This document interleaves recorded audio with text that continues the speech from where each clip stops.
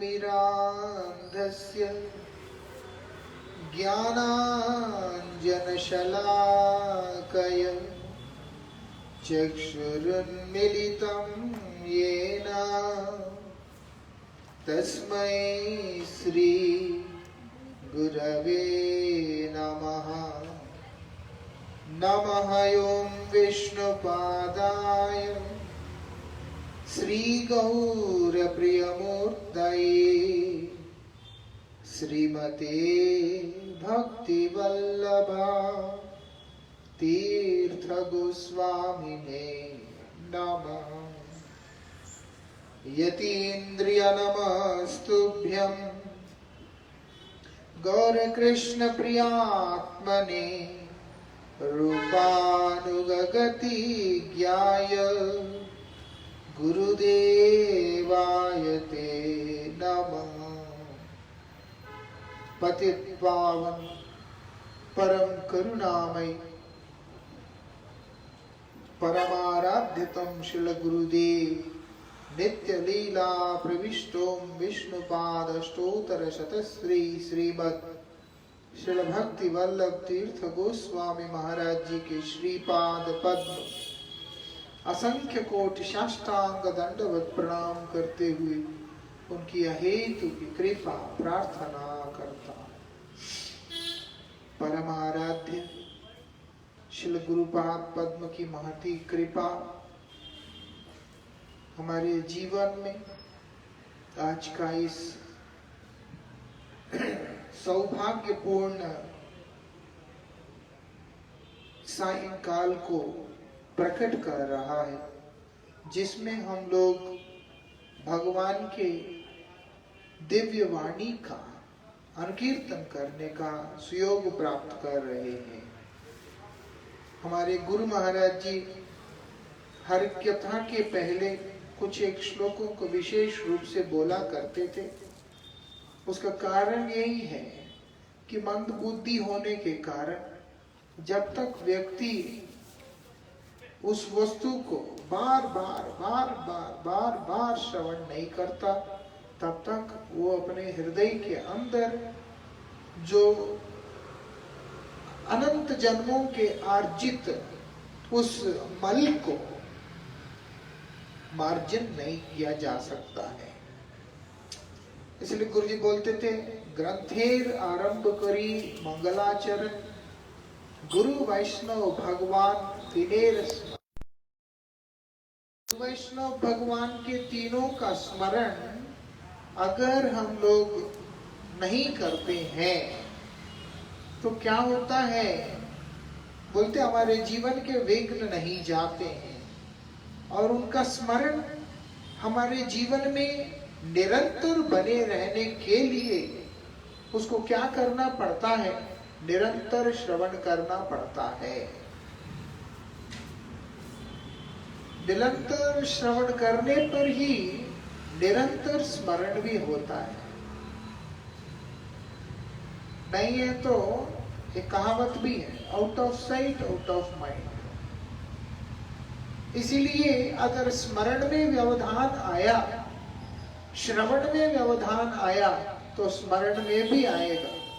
इसीलिए बोलते हैं स्मर्तव्यम सततम विष्णु। सततम विष्णु मतलब निरंतर भगवान श्री हरि का स्मर्तव्यम, स्मरण करते रहना चाहिए। उतना ही नहीं, विस्मृतव्य न जातु चित्त, कभी गलती से भी भूलना नहीं चाहिए। इसीलिए बोल दिया सवै पुंसा परो धर्म यथा भक्तिर अधोक्षज अहेतुक्या अप्रतिहता भक्ति तभी आत्मा सुप्रसिद्ध। अगर वो अहेतुकी और अप्रतिहता नहीं है तो वो जीव कभी भी प्रसन्न नहीं हो सकता। इसलिए बोलते हैं अधोक्षज भगवान के चरणों में जो भक्ति है वो अप्रतिहता होना चाहिए। विशेषता वो कभी संभव है जब श्रवण जो है वो अगर निरंतर है तो ही स्मरण भी निरंतर होता है, क्योंकि मंद बुद्धि है और संसार में होने के कारण जीव का आसक्ति स्वाभाविक रूप से संसार के प्रति चला जाता है।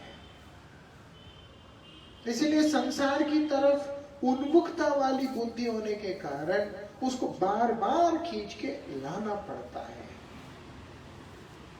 कब तक?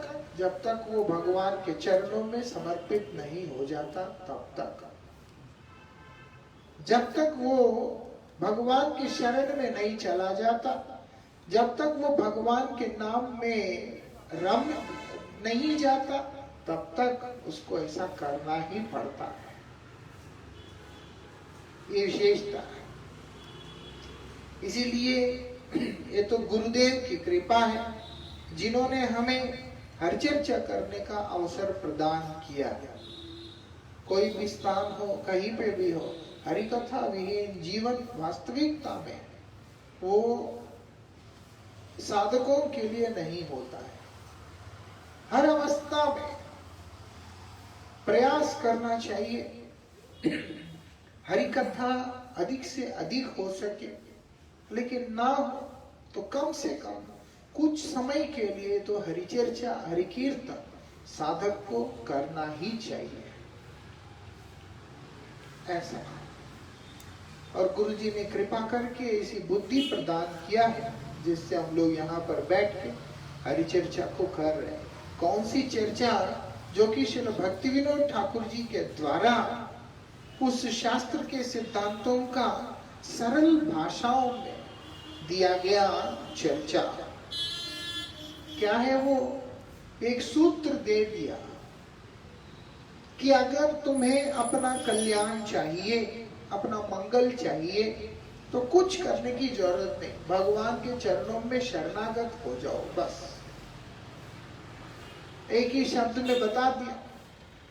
भगवान ने बोल दिया मामई में प्रपद्यन्ते, जो मेरा शरणागत होगा, मामेकम शरणम व्रज, तुम सब कुछ छोड़ के मेरे शरण की मार्ग पे चल पड़ो। अब उसी श्री भक्ति विनोद ठाकुर जी महाराज बड़े सुंदर तरीका से हम लोगों को समझा रहे हैं कि शरणागत होना मतलब क्या है। सबसे पहले अपने अंदर के जो दंभ है, अभिमान, अहंकार, इसको छोड़ देना होता है।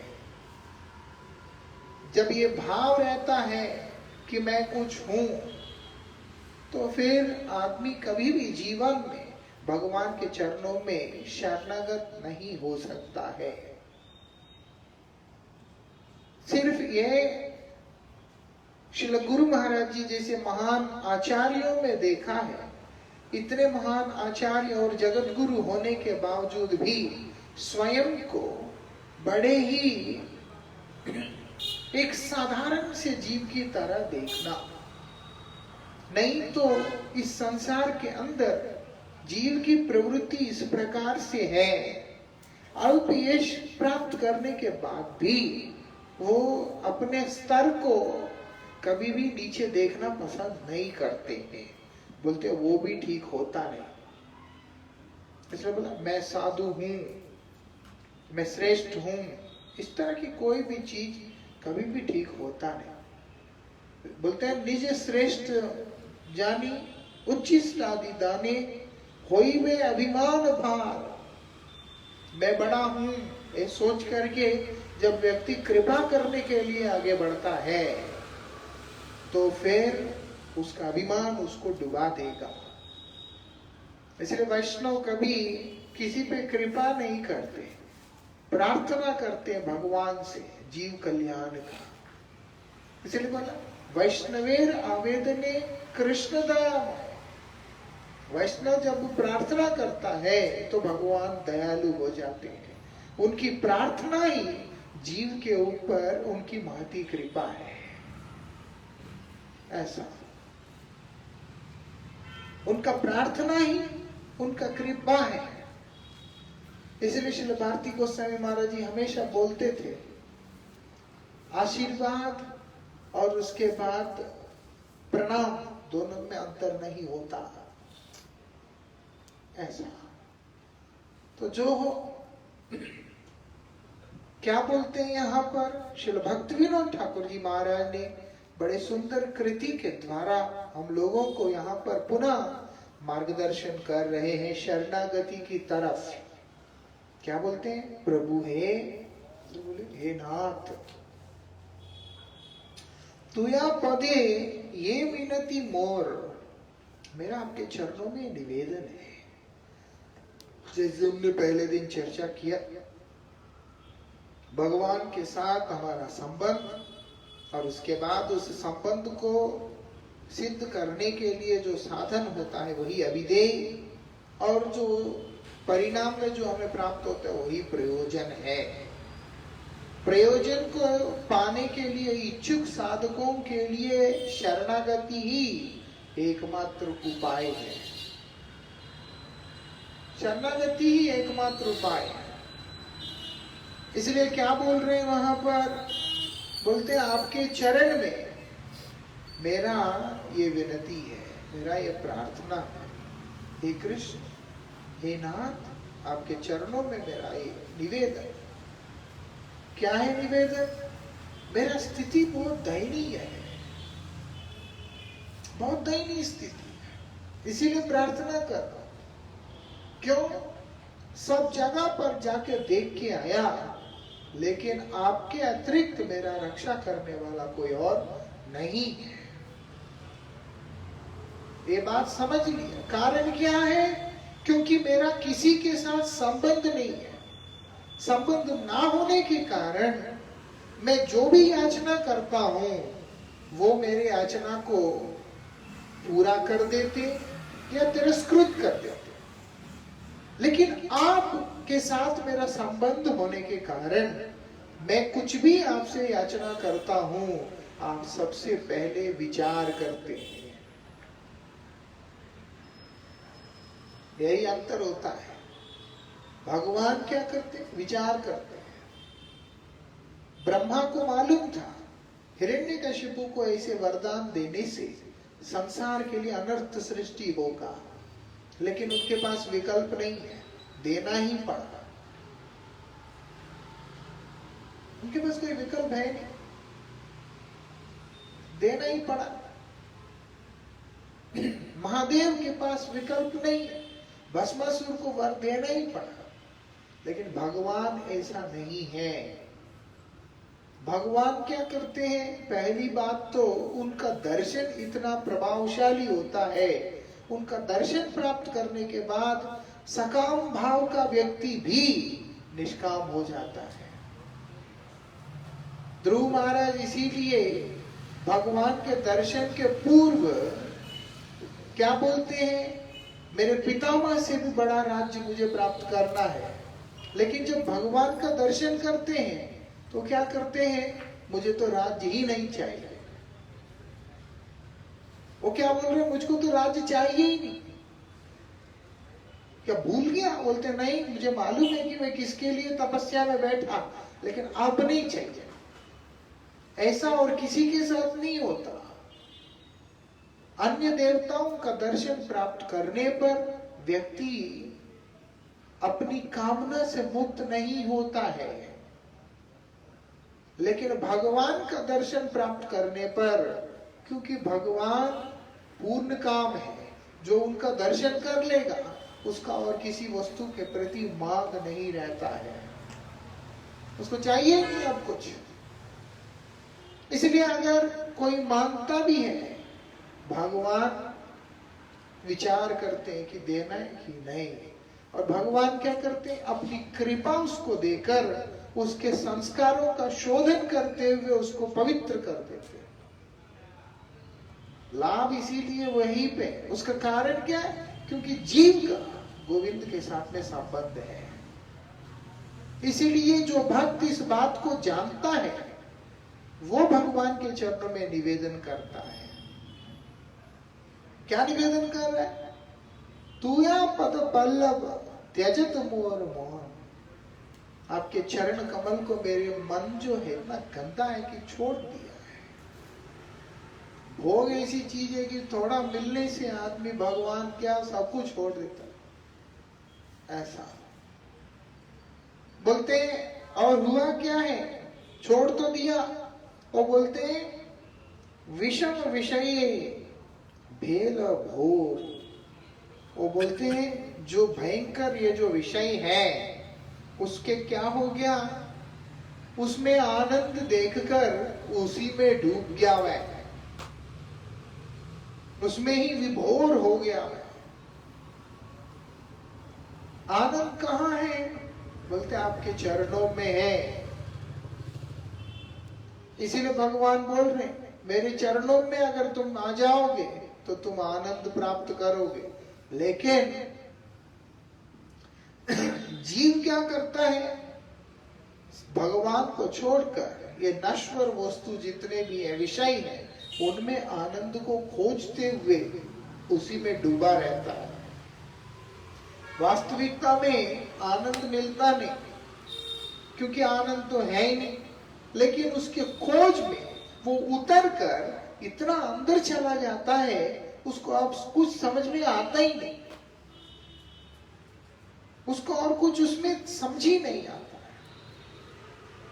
बहुत संघर्ष करने के बाद जब थोड़ा संतृप्ति मिलता है तो उसको कितना अच्छा लगता है।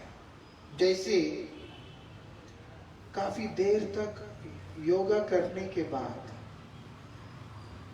जब आखिरी में बोलते हैं आप लोग शवासन डालो, आराम से आदमी लेट जाता है।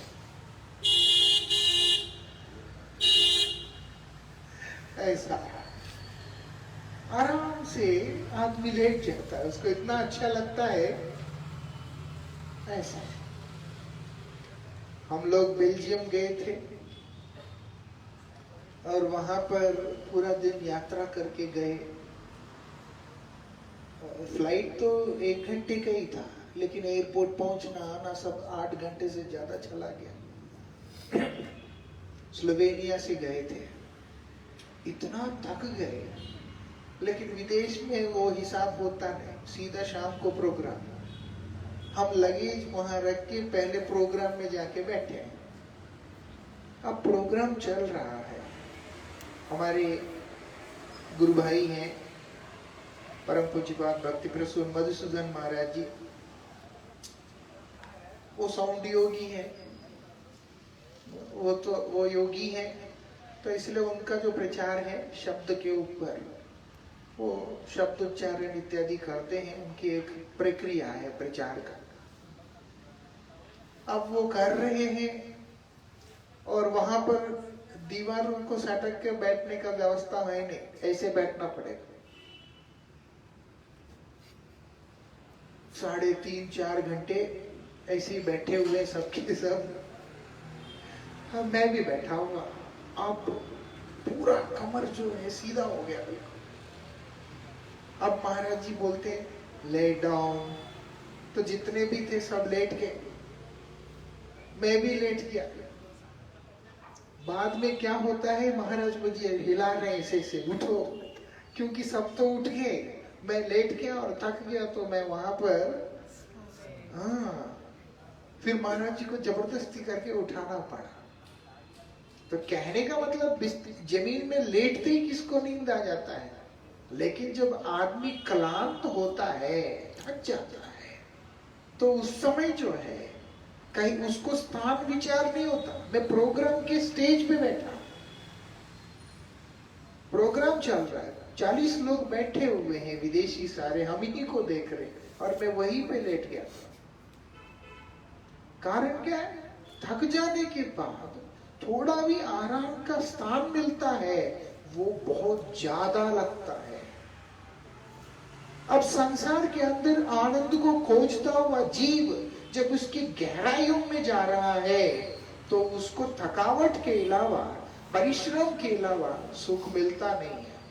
तो बीच में जब हल्का सा एक सुख जैसा अनुभव होता है, उसको वो एक मेमोरेबल मोमेंट की तरह प्रिजर्व करने का कोशिश करता है। उसको लगता है कि ये बहुत मेमोरेबल मोमेंट है, लेकिन वो सुख वास्तविकता में बहुत मिजरेबल मोमेंट है, क्योंकि उसके अंदर से सुख यहाँ नहीं है, वाली समझ को वो वॉश आउट कर देता है। ऐसा है ना, समझ में आता है तो। इसलिए वो जो संसार में मिलने वाला सुख भी वो ठीक होता नहीं। कुत्ते को हड्डी चबा चबा के खून निकल के आ जाता है। जब हड्डी चबा के उसको इतना दर्द होता है, जब तक कि वो उस दर्द को समझे तब तक उसमें से जो खून निकल के आता है उसको ये अज्ञानता पैदा कराता है कि रस आखिर मुझे मिल गया, मैंने इसमें से रस निकाल लिया। वो अज्ञानता उसको दोबारा उसी हड्डी को चबाने के लिए विवश कर देता है। ये संसार का भोग बिल्कुल वैसा है। इसलिए आराम जो है वो बड़ा खराब है। बोलते हैं इसीलिए क्या बोला, विश्राम क्या है? बोलते हरि कथा ही विश्राम। ऐसे बोलने का पीछे कारण ही है, हरि कथा के अतिरिक्त और वस्तु में अगर किसी ने विश्राम को अनुभव किया तो उसके जीवन में केवल विष ही रह जाएगा। ये विशेषता।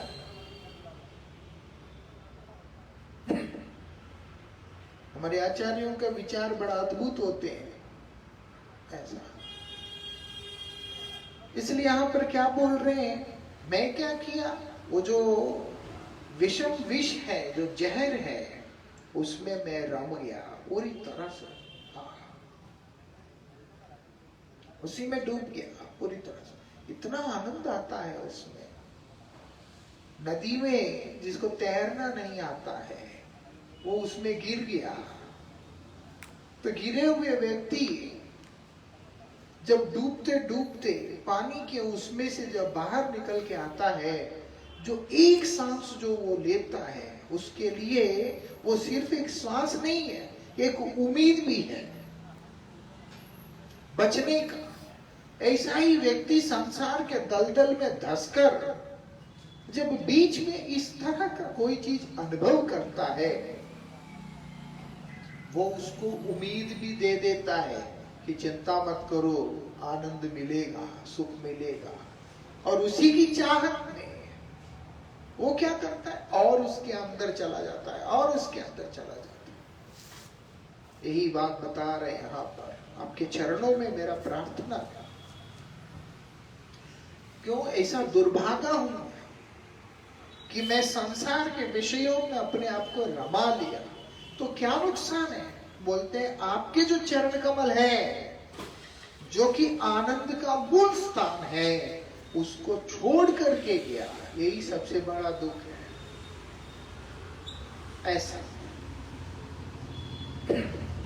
इसलिए भगवान की इच्छा से जो लोग आते हैं संसार में, जिनको भगवान भेजते हैं, वो लोगों को कोई परेशानी होता नहीं। लेकिन जो व्यक्ति भगवान की इच्छा के बिना अपने मर्जी से इस संसार में आता है और संसार के विषयों में फंसता है, वो व्यक्ति का जीवन वास्तविकता में किसी नरक से कम नहीं होता। ये बात है।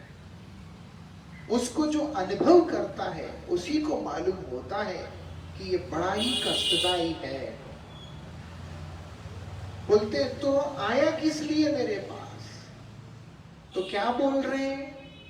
और बोलते उठ इते ताकत पुनः नाही मिलाए, अनुदिन करहूं उतार।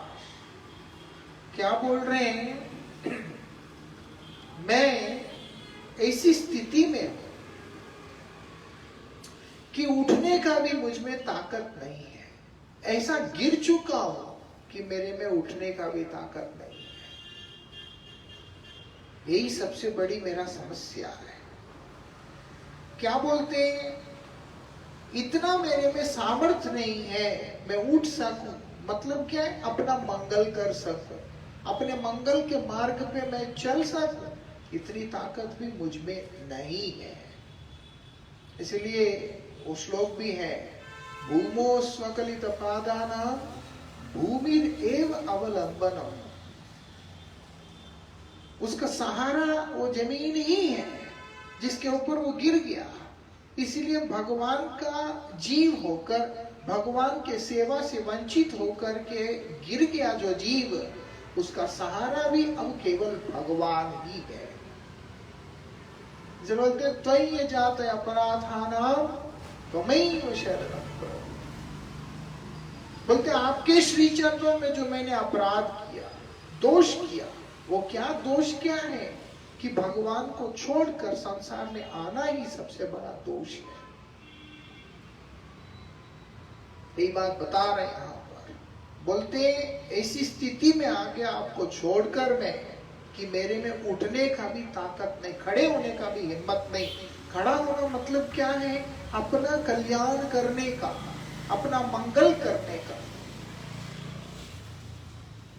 इसीलिए हमारे उसमें परंपरा में जय ध्वनि की व्यवस्था है।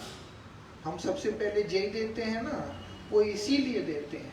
श्रील गुरु महाराज जी इसके बारे में बोलते हैं, जय ध्वनि का मतलब क्या है?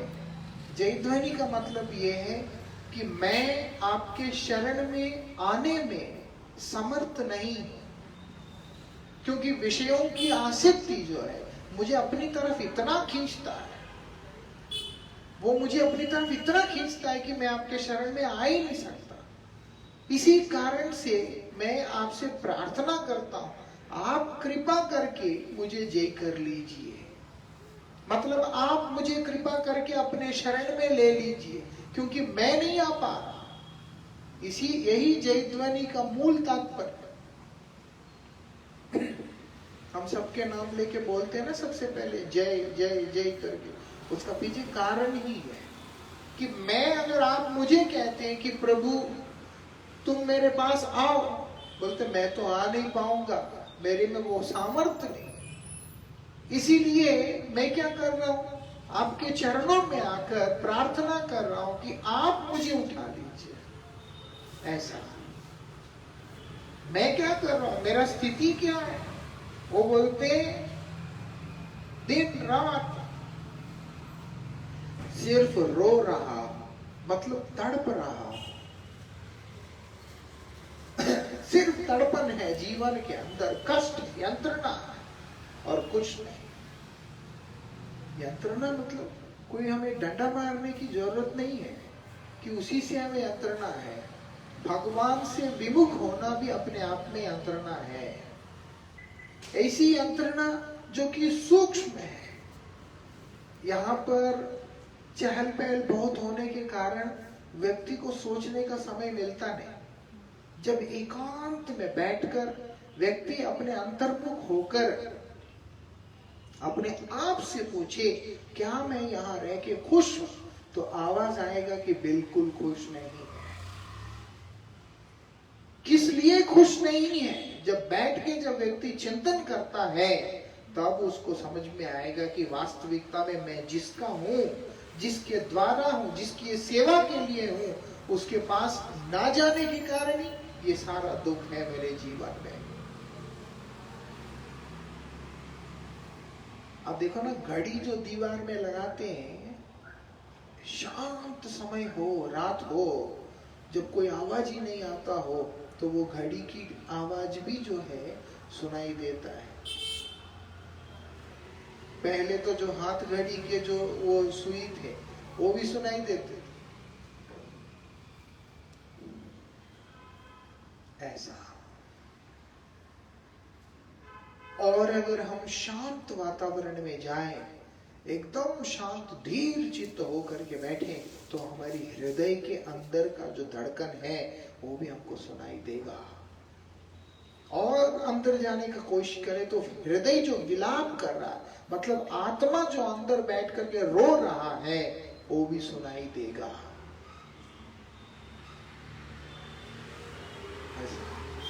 लोग इतने आडंबरों के पीछे घर को रंग मारते हैं, लेकिन घर के अंदर रहने वाला जो व्यक्ति होता है उसको खाना नहीं देते। गाड़ी में पेट्रोल डालते हैं, लेकिन गाड़ी चलाने वाला जो होता है उसको खाना नहीं देते हैं। वो कैसे सुखी रहेगा वो? ऐसा ये संसार इसी प्रकार से, शरीर को हम लोग सब कुछ दे रहे हैं, लेकिन शरीर चलाने वाला जो व्यक्ति है, आत्मा जिसको कहते हैं उसको तो हम कुछ दे ही नहीं रहे, इसीलिए वो दुखी है। और वो दुख एकांत में अनुभव होगा, नहीं है तो किसी महापुरुषों की ऐसी वाणी जब हमारे ऊपर प्रहार करेगा तब हमें यह अनुभव होगा। ऐसा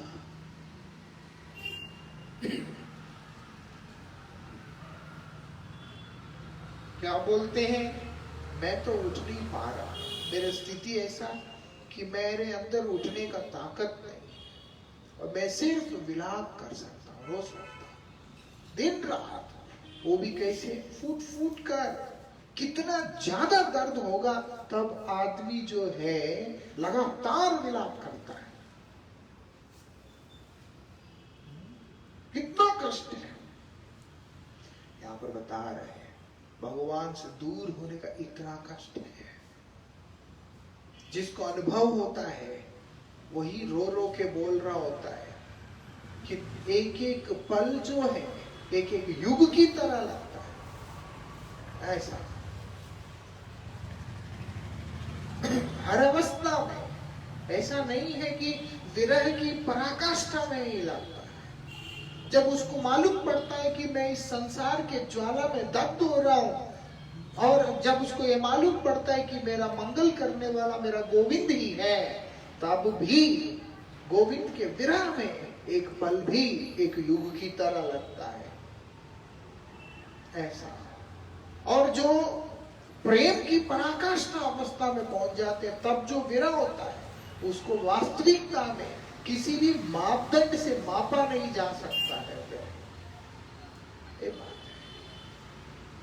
वो उपमा उपाधि आदि से रहित अवस्था है, वहां उसके लिए कोई कंपैरिजन नहीं। ऐसा इसीलिए क्योंकि अगर एक निमेष काल को 100 युग के समान विरह का संज्ञा दिया तो भी उसको सीमित कर दिया, देखा जाए तो वो एक उदाहरण मात्र ही है। लेकिन अनुभूति का बात जब आता है वो शतयुग भी बहुत कम होता है उस विरह में। लेकिन हाँ, जिसको अनुभूति है, जीवन में साधन करते करते अनुभूति आया और वो लोग इस संसार से निकलना चाहते, वो भगवान से जो प्रार्थना करते हैं उनका विरह भी किसी 100 युग से कम नहीं होता है। ऐसे कितनी कष्ट है। क्या बोल रहे हैं, सब समय बोल। इधर क्या बोलते हैं, दीन जननाथ तू कहां ऐसी तुम्हारी चरण मम आश। वो बोलते हे नाथ आप कौन हैं, आप ही संसार के अंदर जितने भी दीन हैं उन सबके नाथ हैं, उन सबका उद्धार करने वाला आप ही, कोई और है नहीं। इसीलिए मेरा आशा क्या है, मेरा एकमात्र आशा है आपके चरण कमल, और कोई आशा ही नहीं। मतलब एक उम्मीद जिसको कहते हैं, मेरा उम्मीद क्या है, मेरा भरोसा वो आपके चरण ही मेरा भरोसा है, क्योंकि आप ही रक्षा करता है और कोई नहीं है। ये बात मालूम है। मैं इसीलिए रोते हुए आप ही के पास आया हूं कि आप क्या करते हैं, ये पतित जीव जितने भी हैं, आपसे विमुख होकर भटकते हुए जीव जितने भी, उन सबका उद्धार करने वाला आप ही है। क्योंकि हमने कल भी सुना भगवान कृपामय है। जहां कृपामय है वहां पर गुण दोष विचार नहीं होता है। जहां पर गुण और दोष का विचार है होकर के होता है वो कृपा नहीं होता, फिर वो न्याय होता है।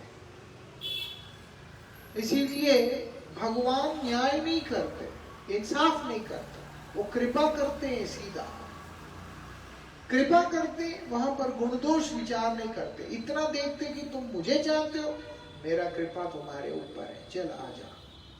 इसीलिए हम अगर देखते हैं, भगवान श्री रामचंद्र भी जब विभीषण को शरण दिया था, भगवान ने जब विभीषण को शरण दिया, सबने कहा कि शत्रु का भाई है। तो राम जी क्या बोलते हैं, ये तो भाई है, और अगर रावण भी स्वयं आ जाएगा हम उसको भी आश्रय दे देगा। अरे माँ सीता का हरण किया है, इतना कष्ट दिया, इतना कुछ हुआ, एक बार शरण में आया तो उसको हम आश्रय दे दिया, बस वहां पर विचार है ही नहीं, गलत किया सही किया, शरणागत है, बस हो गया। ये भगवान का विधान है। तो इसीलिए कोई भगवान के शरण में आता है, भगवान उसके ऊपर कृपा कर देते हैं बिना किसी विचार के। इसीलिए जो इस बात को जानता है वो क्या कहते हैं, दीन जननाथ तू कहाँ है, आप कौन है, आप दीन जनों के अपना है, ऐसा कहलाते हैं। इसलिए भगवान का नाम दीनानाथ, जो दीन है उनके नाथ है, उनके प्रभु हैं, दीन जन नाथ है, जितने भी दीन व्यक्ति है उन सबका नाथ है भगवान। तुम्हारी चरण मम आस, बोलते हैं मेरा एकमात्र संबल सहारा कौन है, आपके चरण ही है। आरना भजीबो, आरना भजीबो भक्त पद बिनु, रातुल चरणे शरण लय, उद्धार है नाथ माया जाल होते। भगवान से प्रार्थना कर रहे, मैं आपके श्री चरण जो है, सुकोमल चरण, उसी का आश्रय ले रहा हूं। हे गौरहरि आप कृपा करें, क्योंकि आप ही के द्वारा संभव है।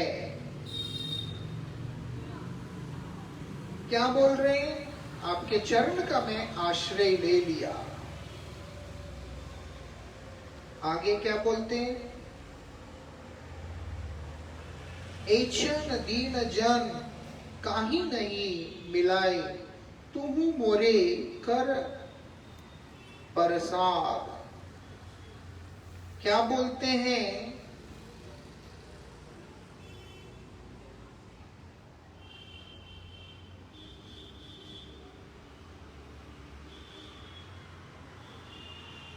बोलते ऐछन दीन जन। अब इस प्रकार का जो दीन व्यक्ति है, पतित व्यक्ति, पापी व्यक्ति जो है, कहीं नहीं मिले, आपको कहीं पे भी नहीं मिलेगा, आपको कहीं पे भी मेरे समान पतित नहीं मिलेगा। अगर आप देख भी ले तो ऐसा, भक्त कभी भी ये नहीं कहता उससे तो मैं अच्छा ही हूं, वो तो ज्यादा खराब है, ऐसी भाषा भक्त का नहीं होता। भक्त हमेशा इस भाव में रहता है, सब ठीक है मैं ही खराब। हमारे गुरु महाराज जी भी इस चीज को विशेष रूप से बोलते थे। गुरु जी बोलते हमेशा ये मानना सब ठीक है, हम ही ठीक नहीं है। ऐसा खुद को परफेक्ट मानने से, खुद को अच्छा मानने से क्या होता है, कभी भी किसी को, किसी के अंदर का गुण को एप्रिशिएट करने का क्वालिटी नहीं रहता है। दूसरे की अच्छाई, फिर वो अच्छाई दिखता नहीं, ये बात। इसलिए यहां पर बोल रहे स्वयं को हमेशा क्या देखना है, वो बोलते हैं मेरे से बड़ा पति दूसरा हो ही नहीं सकता इस संसार में। और बोलना क्या है, बोलते भगवान के चरण में। अगर आदमी भगवान के चरणों में गए बिना स्वयं को हे भाव से देखने लगता है तो निश्चित रूप से वो डिप्रेशन का मरीज होगा और अंत में सुसाइड तक भी जा सकता है। उसके अंदर नेगेटिविटी आ जाएगा। ये भगवान का कृपा का दर्शन करने के कारण आया हुआ विचार है, इसलिए ये व्यक्ति को ऊपर लेके जा रहा है। श्रेष्ठ के साथ जुड़ करके जो दीनता प्रकट होता है वो साधक को ऊर्ध्व गति की ओर लेके जाता है। निकृष्ट के अनुसरण करते हुए जो दीनता व्यक्ति में आता है वो उसको अधोपतन की ओर लेकर के जाता है। इसीलिए हमारे शास्त्र बतलाते हैं जो दीनता तुम्हारे अंदर स्वाभाविक रूप से नहीं है उसको इमिटेट नहीं करना। दीनता को भी इमिटेशन करना बड़ा खराब है शास्त्र के हिसाब से। स्वाभाविक रूप से आना चाहिए, उसके लिए प्रार्थना करो, प्रयास करो। लेकिन इसलिए बोलते हैं अनुसरण करना है, अनुकरण नहीं करना है। फॉलो करना है, इमिटेट नहीं करना है। जो हमारे महाजनों ने बतलाया उसको फॉलो करने का प्रयास करना है। जो नहीं है उसको जबरदस्ती अपने पे इमिटेट करने का कोशिश करते हैं तो फॉल डाउन हो जाएगा, वो ठीक नहीं। इमिटेशन कब होता है? जब व्यक्ति निकृष्ट संग करता है। फॉलो कब होता है? जब वो श्रेष्ठ संग करता है। ऐसा दोनों ही अवस्था में उसका क्रिया एक समान दिखाई देता है, लेकिन जब रिजल्ट आता है एक ऊपर की तरफ जा रहा होता है, दूसरा वही नीचे की तरफ जा रहा होता है। इतना अंतर है। इसलिए यहां पर बोल रहे हैं जो ऊपर की तरफ जा रहा है उसके जीवन में शांति दिखाई देता है, उसके जीवन में एक प्रसन्नता दिखाई देता है। लेकिन वही जो नीचे की तरफ जा रहा होता है उसके जीवन में तनाव दिखाई देता है, परेशानी दिखाई देता है। दिखता है वो बड़ा दीनता के साथ में रहता है लेकिन सब समय दुखी है और डिप्रेशन में बैठा है। मतलब है कि वो श्रेष्ठ संग नहीं कर रहा है। ऐसा क्योंकि दीनता जो श्रेष्ठ के कृपा से आता है उससे व्यक्ति के जीवन में आनंद का अनुभूति आता है। ऐसे नहीं बोला अमानेन मान देन करके, स्वयं मान की आशा ना करते हुए सभी का मान देना।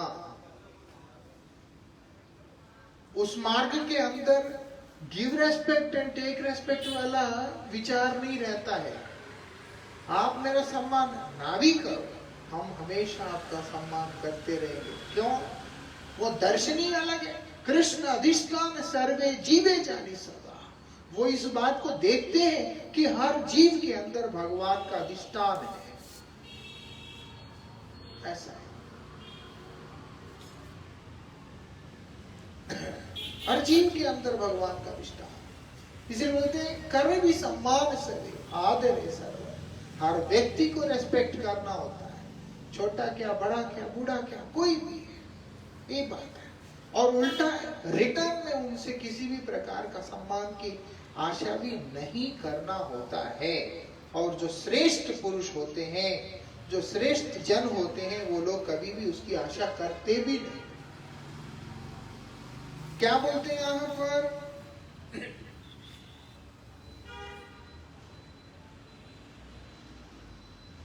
बोलते हैं आपको मेरे जैसा ऐसे व्यक्ति कहीं पे भी नहीं मिलेगा।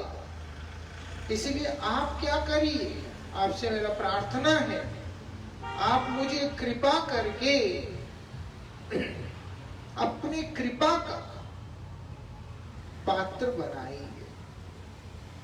इसलिए बोलते हैं यहां पर बोलते हैं प्रसाद आप मेरे ऊपर अनुग्रहित करें। प्रसाद मतलब अनुग्रह करना, कृपा करना। इसीलिए आप मुझे अनुग्रहित कीजिए। किस प्रकार का अनुग्रह? वो बता रहे हैं कि मैं परेशान हूं, इसीलिए मैं आपसे कृपा मांगता हूं। क्या कृपा चाहिए तुम्हें? तुया जन संगे, मुझको क्या चाहिए? आपके जो जन हैं, जितने भी विष्णु जन हैं, उनका संगति चाहिए बस। दुख निवारण का एक उपाय, वो बोलते सत्पुरुषों का संगत्य। ऐसा माँ देवहूति भगवान कपिल के आगे भी प्रार्थना करती है, मैं बहुत दुखी हूं, मुझे तुम कृपा करके रक्षा कर, उद्धार करो, मेरे मंगल का उपाय बताओ। तब भगवान कपिल माँ देवहूति को जो उपदेश देते हैं, सीधे शब्दों में बोलते हैं, सताम प्रसंगाम मम वीर्य संवितो। तुम जाओ, भक्तों के पास जाओ, मेरे भक्तों के पास जाओ और मेरे बारे में चर्चा करो। उनके कृपा से तुमको क्या मिलेगा? तेरे हृदय, तेरे कर्ण, तेरे इंद्रिय सारे तृप्त हो जाएंगे, सब कुछ प्रसन्न हो जाएगा, सब कुछ संतृप्त हो जाएगा, तुम्हारे तमाम इंद्रिय प्रसन्न हो जाएंगे। मतलब तुम साबुत रूप से, पूर्ण रूप से संतुष्ट हो जाओगे अपने जीवन में। दुख तुम्हारा जीवन से निकल के दूर चला जाएगा, ऐसे भगवान स्वयं बोल रहे हैं। इसलिए बोल रहे हैं, क्या चाहिए मुझे? कुछ नहीं चाहिए। मुझे क्या चाहिए? तुया जनसंगे तुया कथा रंगे, बस। बोलते हैं आपके भक्तों का संग चाहिए, और भक्तों के संगति में आपके कथा चाहिए, और कुछ चाहिए ही नहीं। इसलिए बोलते हैं वहां पर, क्या बोल रहे हैं? वैष्णव संगे ते मोहन आनंदित अनुक्षण सदा है कृष्ण परसत। बोलते वैष्णवों के संग में क्या हो रहा है? मन आनंदित हो रहा है, सब समय आनंदित हो रहा है। भक्तों के साथ में आनंद है। भक्तों के साथ में अगर दुख है, या तो हम भक्तों का संग नहीं कर रहे, या अगर हम ठीक है तो सामने वाला भक्त नहीं है। ऐसा, ये तो पक्की बात है कि सामने वाला हमेशा भक्त ही होता है। तो हम ही ठीक नहीं है, स्वयं को सुधारना है। क्योंकि महात्मा कहते हैं, आचार्य कहते हैं कि भक्तों के सानिध्य में ही सुख है, भक्त संग में सुख। इसलिए बोले वैष्णव संगीत, उनके संगति में हमेशा मन आनंदित रहता है। उसके पीछे इसी कारण है? बोलते सदा है कृष्ण परसंग। आनंद का जो कारण है वो है कृष्ण चर्चा। कृष्ण कथा ही आनंद का एकमात्र कारण है। अगर कृष्ण कथा नहीं है तो आनंद हो ही नहीं सकता। इसीलिए बोल रहे आपके भक्तों की संगति में, आपके कथा में, भक्तों के संगति में आपकी हरि कथा, वो बहुत ज्यादा जरूरी है। उनके साथ में मैं इस चीज का चर्चा कर सकूं, विचार कर सकूं। किस चीज का? आपके दिव्य कथा का। ऐसे मौका मुझे चाहिए। भगवान से ही प्रार्थना कर रहे हैं कि आप कृपा करके मेरे जीवन में भक्तों को भेजिए। ऐसा आप कृपा करके मुझे भक्तों का संग दें। कौन सा भक्त? जो आपका प्यारा है, जो आपको प्रिय है। ऐसे भक्त आप मेरे जीवन में मुझे प्रदान करें। ऐसा अपने विचार से हम अगर समझते हैं, वो भी कई बार गलत हो जाता है। हम एक बड़े महान आचार्य रहे हैं, श्रीला भक्ति वेदांत वामन गोस्वामी महाराज जी। उन्होंने मेरे एक मित्र को पत्र लिख करके कहा, उसमें बोलते तुम अस्थिर मत हो, तुम पर कृपा करने वाला सद्गुरु तेरे सामने ही आएगा, अपने आप आएगा, तुम क्यों अस्थिर होते हो? ऐसा वो इसीलिए कहा कि तुम अपना बुद्धि प्रयोग करने की आवश्यकता नहीं है। तुम भगवान के शरण में जाओ, भगवान से कृपा मांगो, अपने आप ही तुम्हारा मंगल करने वाला जो महापुरुष है तुम्हारे जीवन में अपने आप चल के आएगा, ये विशेषता है, क्योंकि भगवान भेजते हैं।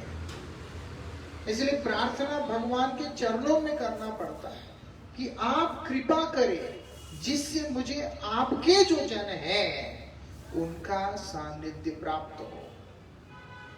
ऐसा आप देखिए, एक फूल जो है, जो भगवान के चरणों में अर्पण होता है, वो भी सड़ने के बाद भी कोई उसके ऊपर पाँव नहीं रखता है, वो भी निर्माल्य होके पूजित होता है।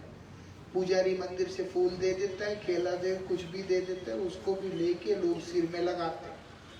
जो व्यक्ति अपना जीवन भगवान के चरणों में पूर्ण रूप से समर्पित कर दिया, वो व्यक्ति उत्तम नहीं होगा ऐसा नहीं हो सकता, लेकिन बद्धजीव का भाग्य में दर्शन नहीं है, इसीलिए उसको भगवान से प्रार्थना करना पड़ता है, आप कृपा करें मुझ पर।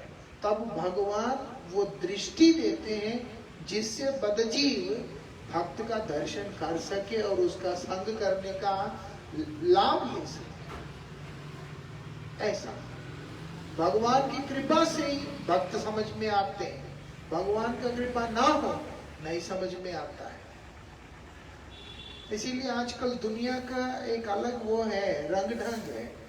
वो क्या करते हैं, टीवी में आता है या उसके पीछे बहुत सारे लोग होते हैं, या फिर नेट पे बहुत आता है, बहुत मशहूर है, उसी के पीछे लोग चलते हैं। टीवी में दिखता है, उस पे आता है, इसमें आता है। हमारे गुरुजी बोलते थे अक्सर, इसी चक्कर में जाके लोग, ऐसे बहुत सारे भजनानंदी संत हैं जो लोगों को जनारण्य पसंद नहीं, भीड़ भड़क का नहीं पसंद, वो लोग शांति से अपना बैठकर अपना भजन कर रहे होते हैं। ऐसे बहुत सारे भक्त हैं जिनका कभी लोगों ने दर्शन करने का भी भाव अंदर नहीं जगाया। अब ये दुर्भाग्य किसका है? वो महात्मा का थोड़ा दुर्भाग्य है, वो तो अपना भजन करे अपने आनंद में। इस जीव का दुर्भाग्य है जो कभी भक्त को पहचानने का प्रयास ही नहीं किया। वो क्या करता है, ये हंग और उसके बाद जितने भी आडंबर है उनको देख के उनके पीछे जाके अपना समय अपना जीवन बर्बाद करते। बाद में वही लोग जब उल्टे सीधे हरकत करके कारागार में इधर उधर चले जाते हैं तो फिर पूरे समाज का निंदा करने लगते हैं। यहाँ पर बोलते हैं तुम ये सब चक्रों में ना पड़कर तुम भगवान से प्रार्थना करो कि हे प्रभु आप मुझ पर कृपा करें, आप मुझ पर ऐसी कृपा करें कि आपके जो भक्त हैं जिससे आप प्रेम करते हो उनका संग मुझे मिल जाए। क्योंकि आप जिनको प्रेम करते हो, जो आपसे प्रेम करता है, वहां पर आपके अलावा कोई और वस्तु केंद्र नहीं हो सकता। हम चाहे जितना भी प्रचार में जाएं, कहीं पे भी जाएं, जो मर्जी करें, हमारा केंद्र सिर्फ एक ही व्यक्ति है, वो हमारे गुरुजी है। गुरुजी के कारण ही ये सब भी इधर है, गुरुजी के कारण ही मैं भी इधर। और गुरुजी का मतलब क्या है? फिर भगवान ही, उनका भगवान का नाम, भगवान का कीर्तन, भगवान की कथा, यही है और क्या, ये बात है। तो इसीलिए केंद्र वस्तु जो भक्त होता है उसका केवल भगवान होते हैं। इसीलिए गुरुदेव का केंद्र भगवान है और गुरुजी भगवान की सेवा करते हैं, हम गुरुजी की सेवा करते हैं। हमारा केंद्र हमारे गुरुदेव है, ऐसा होता है। इसलिए बोलते हैं ऐसी स्थिति में हमारा परमार्थ आगे जाएगा। ऐसी स्थिति में क्या होता है, हमारे जीवन के अंदर का जितने भी प्रमाद है वो निकल जाएगा। प्रमाद मतलब क्या है, वो बहुत व्यापक वस्तु है, लेकिन एक शब्द में समझने के लिए एक तरह का बावलापन, पागलपन जो होता है। क्योंकि प्रमाद जो है भ्रम का परिणाम में आता है। तो एक वस्तु के प्रति जब व्यक्ति के अंदर भ्रम रहता है तो वो पागल हो जाता है। फिर तो उसकी सारी क्रियाएं एक प्रकार से उसके अंदर पागलपन लेके आता है। बोलते हैं वो हमारे जीवन से चला जाएगा। सबसे पहले भ्रम है ना, हम है कुछ, समझते कुछ, तो इसी कारण से वास्तविकता से हमारा परिचय ना होने के कारण, हम विभ्रांत अवस्था में रहने के कारण क्या हो रहा है हमारे साथ में? प्रमाद उत्पन्न हो रहा है। हमारी हर क्रिया पागलों वाला ही क्रिया होता है, कोई मतलब प्रॉपर सेंस वाला काम होता है। बोलते लेकिन आपके भक्तों की कृपा से जब मैं ये जान जाऊंगा मैं भी आपका नित्य दास हूं, आपका सेवक, आपके शरण में ही सुखी रह सकता हूं, तो मेरा भी प्रमाद चला जाएगा।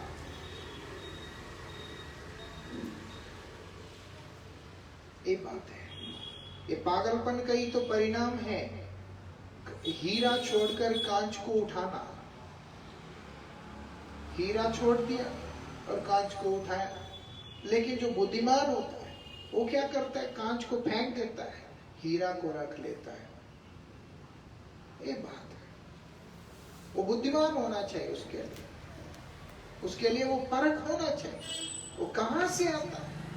वो भगवान कृपा करके देते हैं। किसके माध्यम से? अपने शरणागत जनों के माध्यम से, अपने जनों के माध्यम से देते हैं। ये विशेषता। बोलते हैं तुया धाम माहे तुया नाम गाओ गवा ओबू दीवानिशी आश। बोलते हैं आपका जो धाम में, आपके धाम कौन सा स्थान है? जहां पर भगवान विराजमान होते हैं। पूरी धाम, वृंदावन धाम, नवद्वीप धाम आदि जितने भी धाम हैं, आपके धाम में आपका नाम मैं गाता रहूं, नाम का जाप करते हुए मैं क्या करूं? दिन रात वहीं पर कीर्तन करते हुए अपनी समय व्यतीत करूं। यही मेरा एकमात्र आशा है। मेरा एकमात्र आशा यही है। मैं और कोई चीज की आशा करता नहीं। आपके जो धाम में और आप ही के नाम करते हुए सब समय बिताऊं मैं। अब धाम जो होता है, धाम सीमित नहीं होता है। धाम मतलब क्या है? इसलिए बोलते हैं जो भगवान को प्रिय भक्त होते हैं उनका आश्रय को ही धाम कहा गया है। श्रील गौर किशोर दास बाबा जी महाराज ने श्रील भक्ति प्रदीप तीर्थ गोस्वामी महाराज जी से कहा था जब, कि धाम में आके कोई वापस लौट के जाता नहीं। उसी के बाद उन्होंने हरिनाम लिया। क्यों? कि मैं ताकि निरंतर सब समय धामवास ही कर, सद्गुरु के चरणों में आश्रित रहना और उसके बाद भगवान के नाम को करना, मतलब है कि धामवास ही करना है। मतलब ही है कि व्यक्ति धाम में बैठा है। इसलिए बोलते साधु गुरु वैष्णव के चरणाश्रय करते हुए जो व्यक्ति भगवान का नाम करता है वो व्यक्ति भगवान के धाम में ही बैठा हुआ है। और आशा क्या है? कि आपके धाम में, मतलब आपके चरण में, आपके भक्तों के सानिध्य में बैठकर निरंतर आप ही का नाम गान करता रहूं। बस स्मृतम सततम विष्णु, सतत निरंतर मैं आप ही का स्मरण करता रहूं, कभी भी ना भूलूं आपको, एक पल के लिए भी ना भूलूं। क्यों? बोलते तुया पद छाया परम सुशील, क्योंकि आपकी चरणों की जो छाया है सबसे ज्यादा शीतल है, ठंडा है। वहां पर ताप नहीं है, वहां पर शीतलता है, ठंडक है। कहां पे? आपके चरणों की छाया में। भगवान के चरणों का जो छाया, उनकी छत्र छाया, उनका जहां पर आश्रय स्थान है वहां पर केवल ठंडक है, ताप नहीं है। मतलब भगवान का नाम जहां पे है वहां पर केवल ठंडक है। इसका मतलब ये तो यह पद छाया, भगवान के चरणों की छाया छाया क्या होता है? भगवान के चरणों का, भगवान का आश्रय स्थान, जो स्थान तक भगवान का आश्रय व्याप्त है। उनका आश्रय कहाँ व्याप्त है? जहाँ नाम है सर्वत्र व्याप्त है। इसीलिए व्यक्ति जहाँ पे भी भगवान का नाम करता है वो भगवान के उस छाया के अंतर ही रहता है। इसीलिए उसका भाग्य में सब कुछ शीतल रहता है, ठंडा रहता है, शांत रहता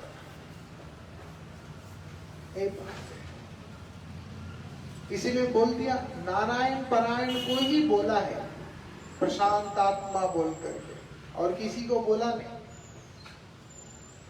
नारायण परायण मतलब उनके नाम में डूबा हुआ व्यक्ति, भगवान के नाम में डूबा हुआ, उनकी सेवा करता हुआ जो व्यक्ति है, जो भक्त है, उसी को बोलते हैं प्रशांत आत्मा, क्योंकि वो सब समय सुशीतल स्थान में रहता है। मांगे भक्ति विनोद दास, इसलिए श्री भक्ति विनोद ठाकुर इसी को मांग रहे हैं, प्रार्थना कर रहे हैं। क्या प्रार्थना कर रहे हैं? आपके चरणों की छाया मुझे दीजिए, मुझे और किसी वस्तु की मांग नहीं है, आपके चरणों का छाया, क्योंकि उसी को छोड़कर मैं विषय में फंस गया। सबसे पहले बोल दिया उन्होंने, आपके पाद पद्म को छोड़कर मैं क्या किया? विषय में पड़ गया, ये सोच करके उसमें सुख मिलेगा, लेकिन केवल दुख ही प्राप्त हुआ है, सुख तो प्राप्त हुआ नहीं। इसलिए मैं अब आपके चरणों का छाया को ही प्रार्थना करता हूँ। वो मुझे प्राप्त कैसे होगा? आपके भक्तों का कृपा से। इसलिए भक्तों का संग मुझे आप प्रदान करते रहे, आपका कृपा मुझे आप प्रदान करते रहे, ऐसे यहाँ पर प्रार्थना करें। आगे की चर्चा हम लोग कल श्रवण करें। हरे कृष्ण।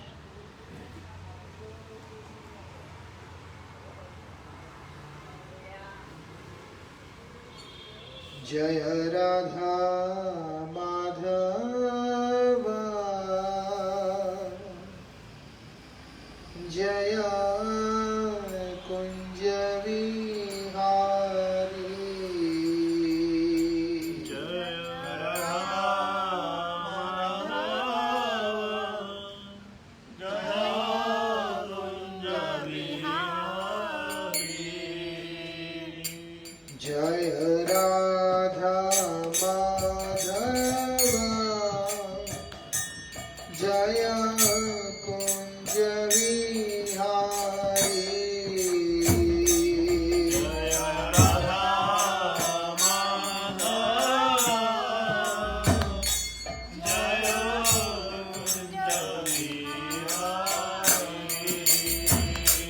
जय राधा माधव, जय कुंज विहारी, जय राधा माधव, जय कुंज विहारी, जय राधा माधव,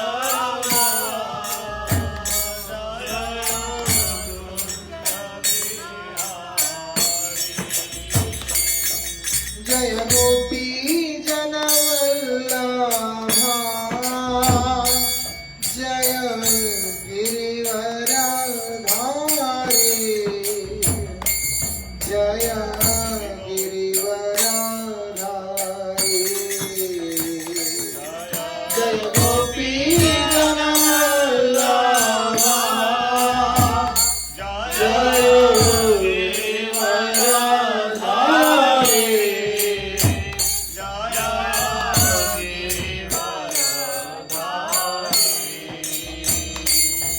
जय गोपी जनवल्लभा, जय गिरिवरधारी, जय गिरिवरधारी, गोपी जनवल्लभा,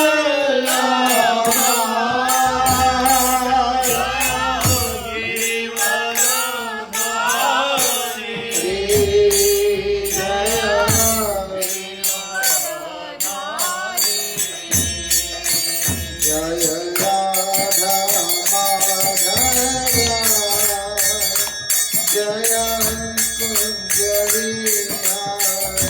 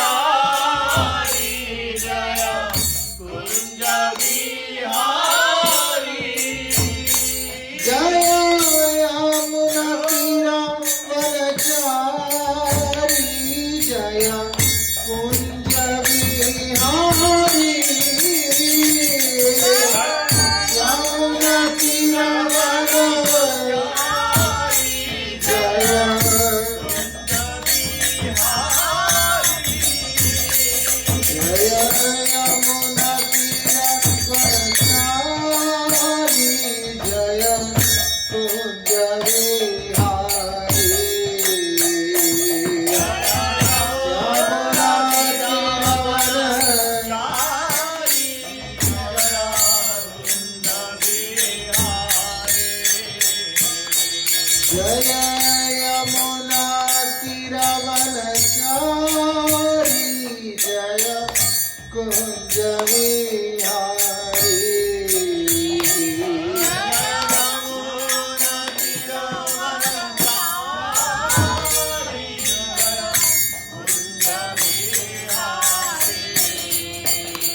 जय राधा माधवा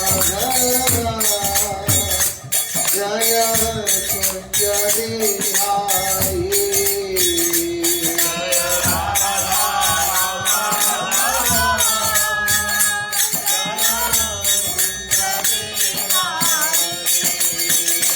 जय राधा माधवा जय कुंज Vihari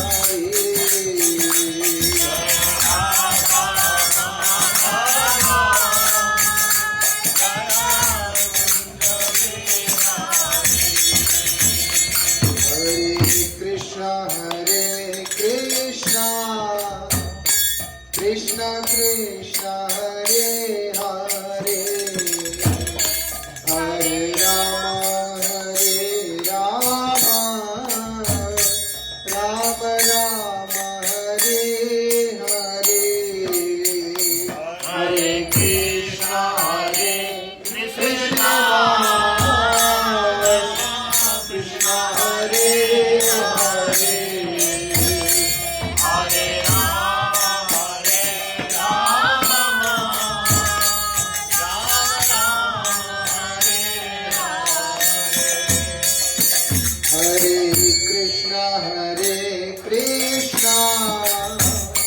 Krishna Krishna Hare Hare Hare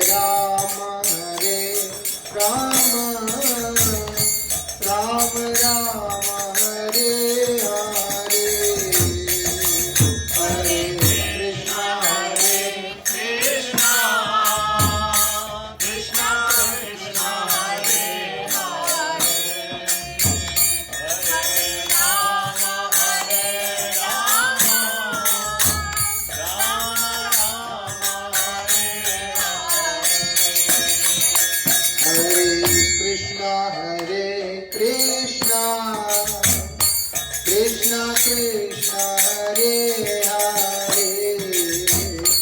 Hare Rama Rama Rama Hare Hare